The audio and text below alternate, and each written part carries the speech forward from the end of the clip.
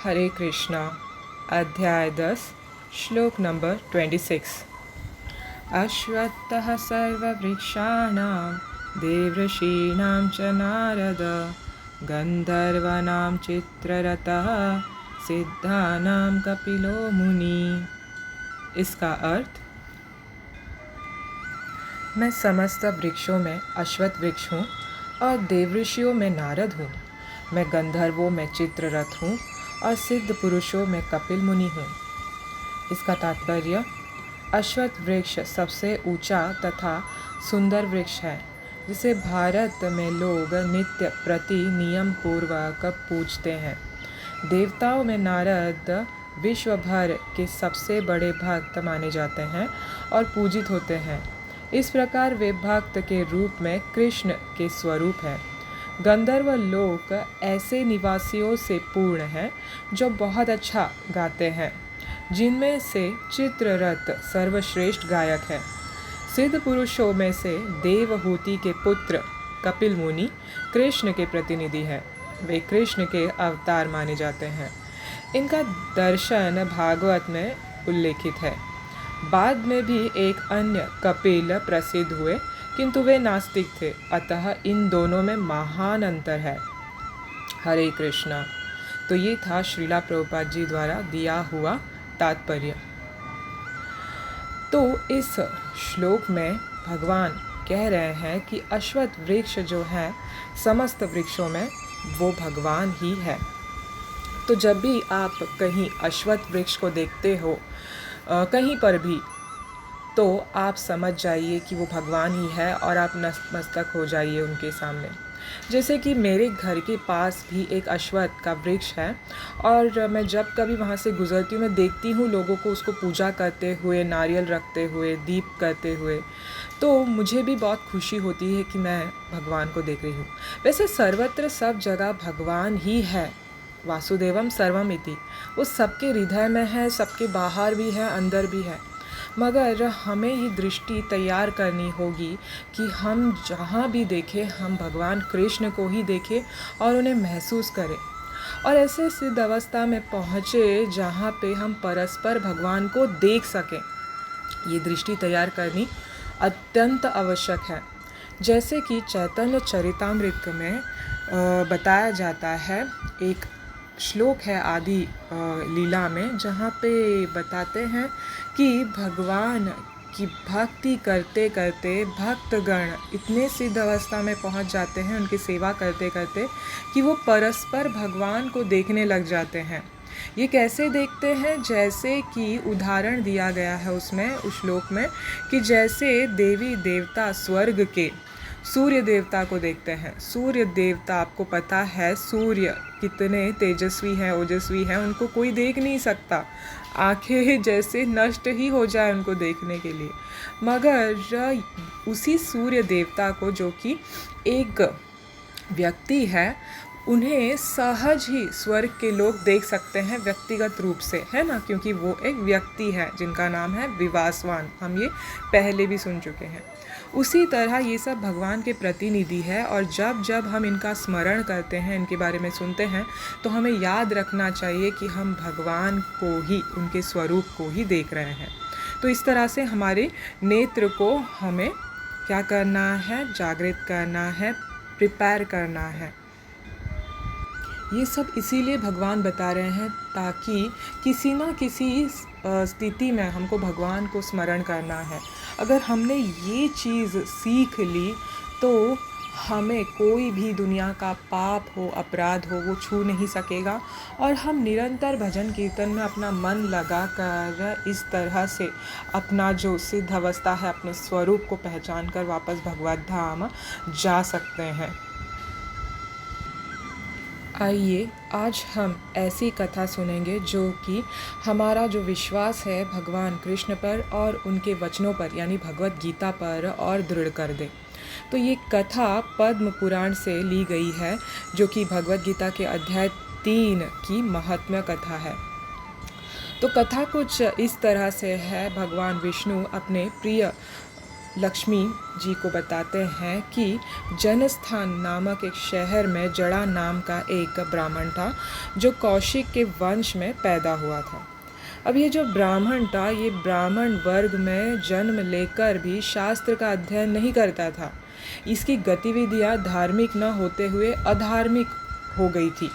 सब कुछ बदल गया था। वो जुआ खेलने लगा था, शराब पीने लगा था, शिकार करने लगा था, वैश्यागमन करने लगा था, वैश्याओं को घर लेके जाता था या उनके घर जाता था। ये शौक उसको हो गया इन सब अधर्मों का। इस तरह से उसने अपना धन बर्बाद किया। वह व्यवहारिक यात्रा पर उत्तरी देशों में गए। वहाँ रहते हुए उन्होंने क्या किया, बहुत धन अर्जित किया और जनस्थान लौटने का फिर फैसला किया। अब क्या हुआ, यात्रा इतनी लंबी थी कि एक यात्रा करते करते वो खुद एक सुनसान सी एक जगह पर पहुंच गए। तो एक दिन जैसे सूरज डूब गया और हर जगह अंधेरा छा गया, उसने एक पेड़ के नीचे रात्रि विश्राम करने का क्या किया, फैसला कर लिया। अब आराम करते समय कुछ लुटेरे वहाँ पे आए और उस ब्राह्मण को जो है पीट पीट कर मार डाला और सब धन उसका चुरा के लेके गए। अब जड़ा का जो पुत्र था वो बहुत धार्मिक था, तो उसने जो है वैदिक शास्त्रों में बहुत कुछ सीख रखा था। जब उसने देखा कि उसके पिताजी बहुत लंबे समय से जनस्थान लौट नहीं रहे हैं, तो उसने फैसला किया कि वो अपने पिता का तलाश शुरू करेगा। तो जब वो यात्रा पे गया तो पूछताछ करते करते करते वो उस स्थान पर गया जहाँ पे उसकी पिता की मृत्यु हो गई थी। सब घटना बताने पर एक व्यक्ति जो जानता था, उसने उसके बेटे को बता दिया कि तुम्हारे पिता का इस तरह से इस पेड़ के नीचे मृत्यु हो गई है लुटेरे द्वारा। तो अब बेटे को बहुत दुख हुआ, मगर उसने क्या किया, पिंडदान की पूजा की, बनारस गया, सब कुछ उसने किया, मगर तो भी उसको संतुष्टि नहीं मिल रही थी। तो अपनी यात्रा के 9वें दिन वह उसी पेड़ के नीचे क्या करने लगा, विश्राम करने के लिए हुआ जिसके तहत उसके पिता मर गए थे। उस स्थान पर शाम को उसने भगवान कृष्ण के लिए अपनी दैनिक पूजा शुरू की। उसने क्या किया, वहाँ पे उसने श्रीमद् भगवद गीता के 3 अध्याय का पाठ शुरू किया। जैसे ही उसने पाठ पूरी तरह से कर ली तो आकाश से एक तेज़ आवाज़ आई। जब उसने ऊपर देखा तो उसने देखा कि उसके पिता वहाँ पे खड़े हैं और उसकी आंखों के सामने उसके पिता सबसे सुंदर व्यक्ति बन गए हैं। उनकी 4 भुजाएं हैं, पीले वस्त्र पहने हैं और श्याम वर्ण के हो गए हैं। और उसके पिता उसको बोल रहे हैं, अपने पुत्र को, कि पुत्र, मैं तुम्हारा पिता जड़ा हूँ, क्योंकि तुम बहुत शुद्ध तरीके से भगवद गीता का अध्ययन कर रहे थे, उसके 3 अध्याय का अध्ययन कर रहे थे, तो उस वजह से मुझे मुक्ति मिल गई है, मुझे विष्णु लोक जाने का अवसर मिला है और मैं वहाँ जा रहा हूँ। तो अब बेटे को बहुत खुशी हुई कि उसके अध्ययन से, भगवद गीता के 3 अध्याय के अध्ययन से ऐसे गति भगवान ने दी उनके पिता को। तो उन्होंने कहा कि मेरे लिए कोई आज्ञा है क्या पिताश्री। तो पिताश्री ने क्या कहा, उन्होंने कहा कि मेरे जैसे मेरे भाई भी बहुत कुकर्मी थे और पापपूर्ण जीवन व्यतीत कर रहे थे, जिस वजह से वो अभी नरकीय जीवन व्यतीत कर रहे हैं कई नरकों में। तो तुम उनके लिए भी ये प्रार्थना करो, भगवद गीता का पाठ करो और उन्हें भी मुक्त करो, ये मेरी इच्छा है। तो बेटे ने कहा, ठीक है, मैं उन्हीं के लिए क्यों, पूर्वजों के लिए भी करता हूँ और समस्त जीव जो नरकीय जीवन बिता रहे हैं नरक में, मैं उनके लिए भी ये पाठ करूँगा। तो उनके पिताजी खुश हो गए और उन्होंने तथास्तु, ऐसा ही हो, ऐसे कहा और वो वहाँ से अंतर्ध्यान हो गए। उनके लिए विमान आ गया और वो विमान में बैठकर अपने गंतव्य को चले गए। अब तत्पश्चात क्या हुआ कि पुत्र जो है उसने जन्मस्थान वो लौट गया और वो भगवान कृष्ण की मूर्ति के सामने बैठकर पूजा करने लगा और भगवद गीता का 3 अध्याय का अध्ययन करने लगा। अब जब दिन ब दिन अध्ययन कर रहा था तो अध्ययन करते वक्त, पाठ करते वक्त उसके मन में यही इच्छा थी कि समस्त जीव, पापी जीवात्मा जो भी नरकीय जीवन बीता रहे हैं नरक में, उन सबको मुक्त किया जाए, उन सबको विष्णु लोक मिल जाए, वैकुंठ गमन मिल जाए। तो ये भगवान विष्णु देख रहे थे और उन्होंने अपने जो विष्णु दूत हैं, अपने दूतों को यमराज के पास भेजा इस संदेश के साथ। जब विष्णु दूत पहुँचे यमराज जी के पास संयमनीपुरी में, तो वहाँ पे यमराज जी से कहा कि हम विष्णु दूत भगवान विष्णु का संदेश लेके आए हैं जो शिवसागर में शयन करते हैं अनंतनाग के शेष पर। तो वहाँ पे उन्होंने कहा कि ये जो समस्त जीव है इनके लिए एक व्यक्ति अध्याय कर रहा है भगवद गीता के 3रे अध्याय का, तो आप इन समस्त जीवों को क्या कीजिए, मुक्त कर दीजिए, ये अब वैकुंठ गामी हो गए हैं। तो ये भगवान विष्णु की आज्ञा है। अब विष्णु भगवान की आज्ञा कौन टालेगा, और भगवान यमराज जी तो भगवान के बहुत बड़े भक्त हैं, 12 भागवत हैं। तो उन्होंने कहा ऐसा ही हो। उन्होंने सबको मुक्त कर दिया और जब विष्णु दूत वहाँ से निकल रहे थे तो उनके पीछे पीछे यमराज भी उनके साथ शिव सागर में गए भगवान विष्णु से मिलने के लिए। अब हाथ जोड़कर भगवान विष्णु से प्रार्थना करने लगे कि स्वामिन, आपने मुझे कहा कि इन सब समस्त जीवों को मुक्त कर दे, तो मैंने मुक्त कर दिया, मगर अब मेरे पास कोई काम नहीं बचा है, तो मैं क्या काम करूं?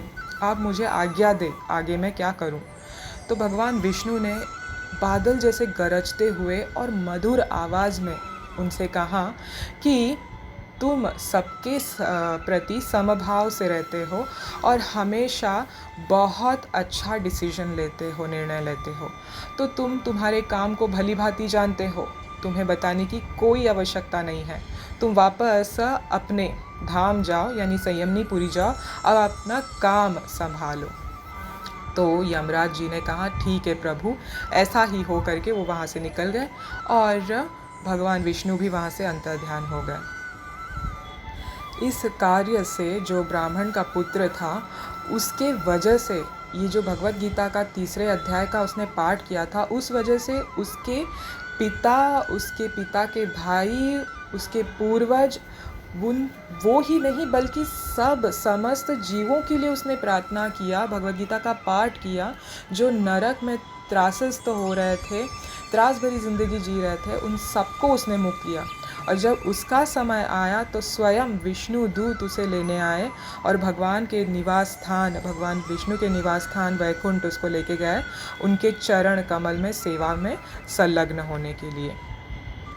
तो ये है भगवद गीता की महिमा, उसका पाठ करने का महिमा, जो कि उनका पुत्र जिस भावना से भगवद गीता का पाठ कर रहा था, हमें भी कहीं ना कहीं ऐसे ही पाठ करना चाहिए, हमारे लिए भी करना चाहिए और दूसरों के हित के लिए भी करना चाहिए। खुद का हित करने से क्या लाभ, दूसरों का हित करने में बड़ा आनंद मिलता है। इसलिए भगवद गीता पढ़े तो खुद भी पढ़े और दूसरों को भी सुनाए, इससे हमारी भी कल्याण होती है और समस्त जीवों का भी कल्याण होता है। हरे कृष्ण कृष्ण कृष्ण हरे हरे, हरे राम राम राम हरे हरे। श्री कृष्ण भगवान की जय। श्रीला प्रभुपाद की जय।